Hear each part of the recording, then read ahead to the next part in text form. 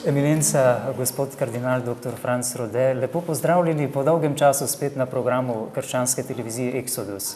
Dejansko po dolgem času. No, in sem vesel, da imam to priložnost, da srečam zopet vaše gledalce in gledalke. Naj vas za začetek vprašam, ste že upokojeni, ste še v Vatikanu ali ste že v Sloveniji?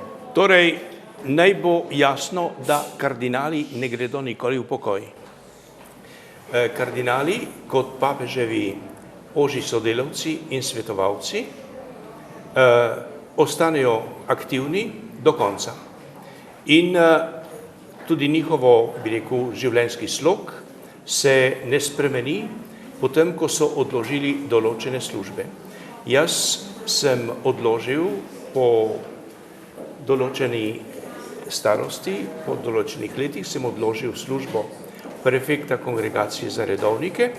Te službe nimam več, pač pa sem še član določenih kongregacij, kot je bogoslužje, sakramenti in potem tudi propaganda fide, kjer imamo veliko dela z imenovanjem škofov v tretjem svetu. Poleg tega imamo tudi redne seje za ta ali ta problem, ki ga obravnavamo kardinali skupaj s papežem. Torej, to je moje delo. Nedvomno je dela sedaj nekoliko manj kot prej, ko sem bil seveda polno zavzet, vendar veliko dela še ostane, pa tudi veliko vezi, ki sem jih navezal z raznimi redovnimi skupnostmi ali s prijatelji v prejšnjih letih, me vabijo sem in tja. Avgusta, na primer, grem v Brazilijo, kjer bom posvetil 12 duhovnikov in 16 diakonov. Vabijo me v Španijo, še nisem odločen, ali grem ali ne, in tako naprej. Torej, dela ne manjka. Spomnili ste na imenovanje škofov. Kaj se dogaja pravzaprav v teh časih v Vatikanu, da tako dolgo traja imenovanje novih nadškofov za mariborsko in ljubljansko nadškofijo? Torej, tale vaš tako dolgo pravzaprav ni upravičen, zato ker je redno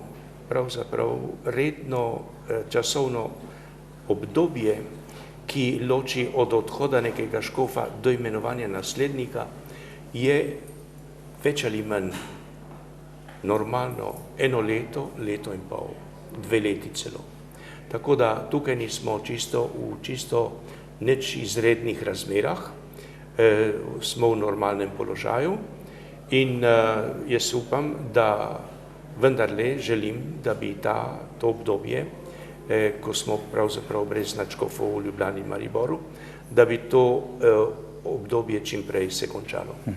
Verniki obeh nadškofij se nekako čutijo kaznovane, da smo nekako obglavljeni v cerkvi, da nimamo glave svojega telesa.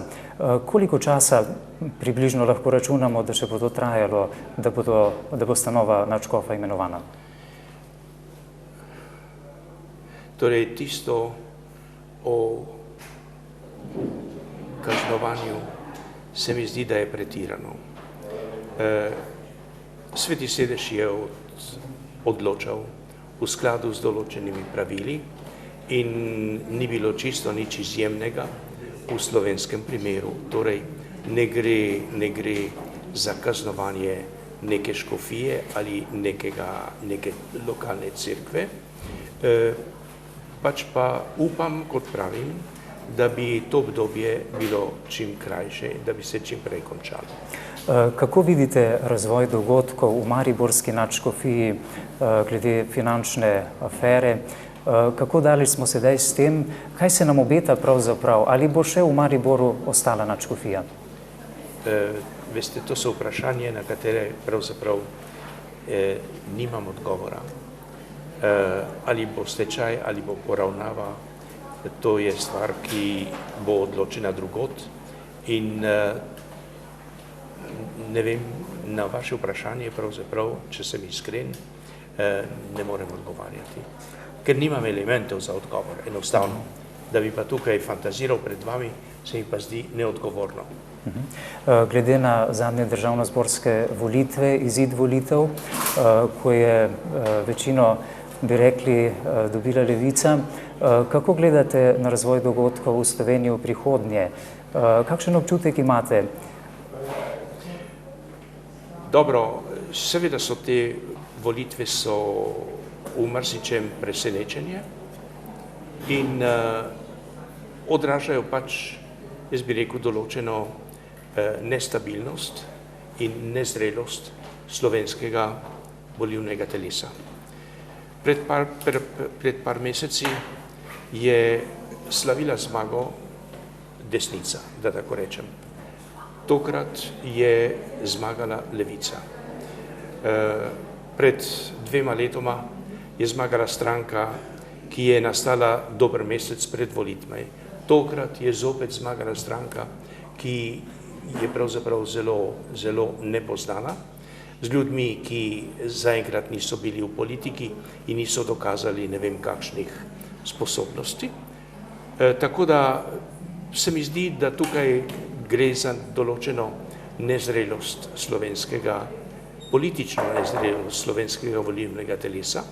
Pač tako je, kot je, in tukaj seveda tudi kolosalen, ogromen vpliv slovenskih medijev, ki so, vemo, v katerih rokah so ti mediji in kakšno politiko vodijo. Ljudje so pač odvisni, zelo dosti odvisni od teh medijev.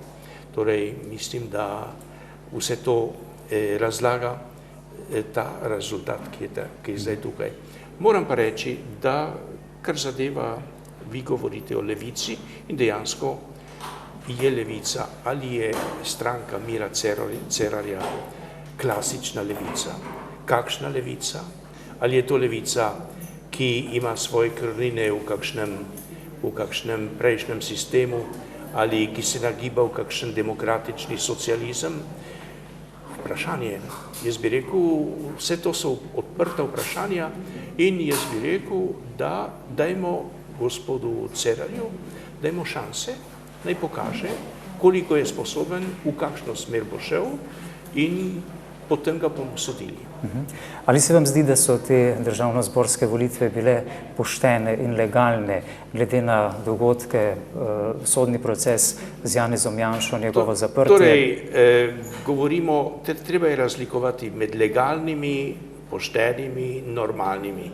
Jaz bi rekel, da te volitve so legalne. Če ne bi bile legalne, ne vem, zakaj bi določena stranka, ki ni imela uspeha, ki se ga nadejala, zakaj potem postavila svoje kandidate. Če bi bile nelegalne, bi rekli, ne, mi v to igro ne gremo. Pa so šli. Torej, te volitve so legalne. Ali so poštene, ali so normalne, tukaj je pa vprašanje. Če imaš ti politika močne opozicijske stranke v zaporu in vprašanje, koliko je to upravičeno, ta odločitev, ne, veste, kakšni različna mnenja imajo pravniki in to ne katerikoli pravniki praktično zelo različnih političnih tendenc. Torej, vse to postavlja vprašaj nad poštenostjo in normalnostjo teh volitev. O legalnosti pa jaz mislim, da ne moremo, o ilegalnosti ne moremo govoriti. Po mojem. Kako pa v Vatikanu spremljajo razvoj teh dogodkov v Sloveniji? Torej, to težko govorim, ker jaz sem tukaj že dober mesec in nimam nobenih reakcij strani Svetega sedeža. Hvala lepa za vaše odgovore, gospod kardinal, in srečno pot, kamor boste potovali. Imate kaj dopusta doma, v Sloveniji tudi sedaj? Tudi nekaj lepih dni sem že preživel in še nekaj lepih dni bo prišlo. Hvala. Hvala.